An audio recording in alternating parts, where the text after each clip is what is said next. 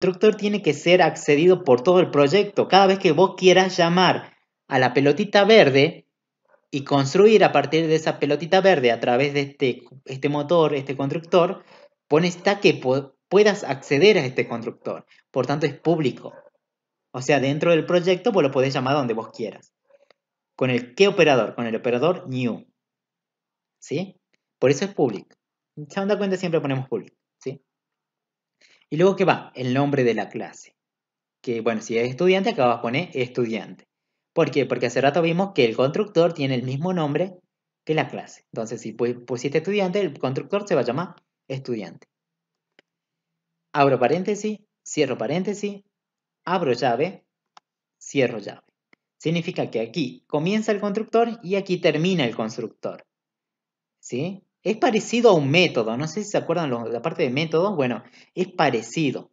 Porque acá tenemos los parámetros. Abro paréntesis, cierro paréntesis. Aquí van a ir los parámetros que reciba, ¿sí? Este constructor. Abro llave, cierro llave. Bien, desde ahí comienza y termina. Bien, estamos marcando los límites. Ahora, está bien. Pero aquí van los parámetros. ¿Se acuerdan cómo era la parte de método? Bueno, el constructor es parecido a un método, pero no es un método. ¿Sí? Es parecido. Bien, 99% parecido. ¿Sí? Ya nos vamos a dar cuenta cuando vamos a la práctica, como se van a dar cuenta quién es método y quién es constructor. Va a estar re clarito. Ahí. Miren. Entonces, ¿pero qué parámetros van aquí? ¿Qué le voy a pasar al constructor? Al constructor, imagínate que alguien de afuera de la clase, afuera de la pelotita, que está él, y dice, bueno, yo voy a pasar un LU de naranja, ¿sí? Que es de tipo entero. Bien. Y también quiero pasar otro dato, el apellido. Vamos a separar cada uno de esos datos con una coma. Él de afuera de la pelotita está pasando estos dos datos. ¿A quién? Al constructor. ¿Sí? Está bien, ¿dónde está el constructor? Adentro de la pelotita. Bueno, esta persona que está afuera está pasando dos datos, que es el LU y un apellido de color naranja, desde afuera de la pelotita. ¿Pero a través de quién? Del constructor, porque esto que yo he marcado aquí, que estoy apuntando, es el constructor. Todo esto es el constructor. Entonces viene alguien y le pasa el LU, le pasa un apellido de color naranja. De algún lado, de afuera, si hagamos de cuenta. Ahora, yo con estos datos lo que quiero hacer, el LU, yo quiero que este LU, que está de color naranja, sea asignado al LU de color celeste. Este LU de color celeste, ¿qué es? ¿Qué es? ¿Es un método, el nombre de la clase? ¿Qué es? ¿Qué será este LU de color celeste? ¿Qué habíamos dicho que era? Un atributo, ¿o no? ¿Y este de celeste el apellido es un atributo también o no? Bueno, lo que yo quiero lograr a través del constructor, en este caso el constructor se llama igual que la clase, es mandar un LU, me viene y me asignan desde afuera un LU de color naranja. Yo lo que quiero es agarrar este LU y asignárselo al LU que yo tengo como atributo de celeste. Lo mismo quiero hacer con el apellido. Agarro el apellido y ese apellido se lo quiero asignar al atributo de esta clase estudiante. ¿Cómo haría? Bueno, entonces yo diría, bueno, quiero agarrar esto de naranja y asignarle a este de celeste y celeste. ¿Cómo hago? A través de este constructor para que estos datos, los datos de naranja, viajen hacia los atributos. Bueno, yo para hacer de cuenta, para hacer referencia a un atributo, ¿yo dónde estoy parado? Dentro de los límites de una clase. Estoy parado dentro de la pelotita. ¿Sí? Desde aquí hasta aquí. ¿Cómo hago para acceder a un atributo? Para acceder a un atributo, ustedes pueden usar la palabrita this, punto, y acompañado el nombre del atributo, que sería el de celeste. ¿Lo vieron? LU. Entonces, yo aquí estaría apuntando a quién? Al atributo, a esta pelotita. ¿Sí? Esto ya lo conocen de Java, que es la asignación. ¿Qué le voy a asignar? LU, que está de naranja. ¿Sí? Son datos totalmente diferentes, ¿no? Este de naranja no es lo mismo que el de celeste. En sí se llaman igual, pero son diferentes cosas. ¿Por qué? Porque esto de naranja viene desde algún lugar. Esta persona lo está asignando, que está fuera de la pelotita. ¿Estamos de acuerdo? Entonces, él a través del constructor está mandando un dato de naranja y ese dato yo se lo estoy asignando a mi atributo de azul. De esta forma, lo que estamos haciendo es que él manda un LU, por ejemplo 10, ese 10 se va a asignar al atributo que tenemos como LU. ¿De quién? De la clase. Ahora, hacemos lo mismo con el apellido, this.apellido, y le voy a asignar ¿qué?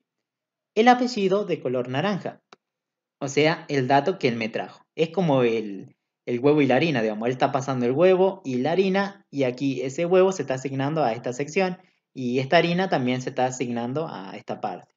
¿Se entiende? Es parecido a un método, el constructor, pero no es igual, digamos. Es parecido nada más. De esta forma estamos asignando ese LU que viene desde afuera hacia el atributo, el apellido que viene desde afuera hacia el atributo por medio de este constructor. De esta forma, vos si te imaginas entonces, si tengo una clase, el estudiante ¿qué va a tener ya? Va a tener seguro un LU que vino de afuera y un apellido. Por ejemplo, imagínate que aquí paso 10 y aquí paso Ballestero. Entonces el LU del estudiante ¿qué va a ser? 10. Y el apellido del estudiante va a ser Ballestero. Entonces, de esta manera lo que estamos haciendo es poder acceder a los atributos. ¿Por qué? Porque hace rato te dije, bueno, los atributos son privados o no. No hay manera de que entren datos a los atributos. Pero en sí en la programación nosotros tenemos que hacer que exista una forma de darle valores a los atributos.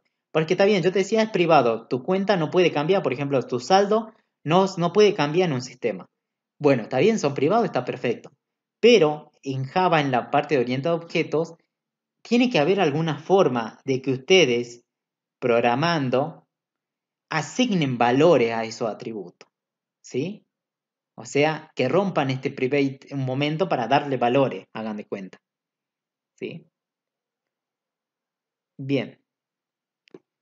Hasta ahí, ¿más o menos se entiende esta parte? ¿Sí? Estamos creando un constructor con dos parámetros. Y esos parámetros están viajando hacia los atributos.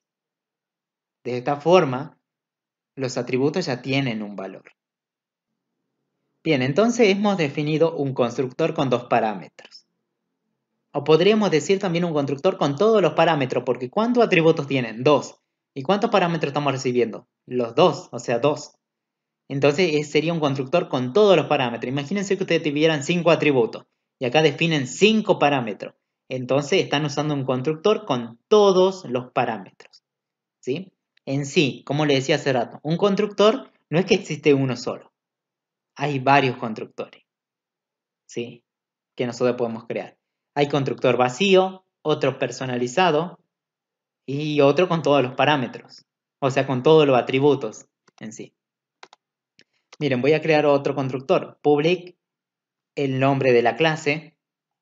¿Vieron? Seguido va el nombre de la clase. Abro paréntesis, cierro paréntesis. Abro llave y cierro llave.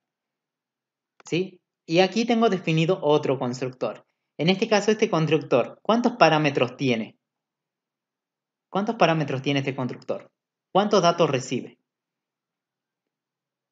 Ninguno, tiene 0 parámetros. Esto se llama constructor vacío.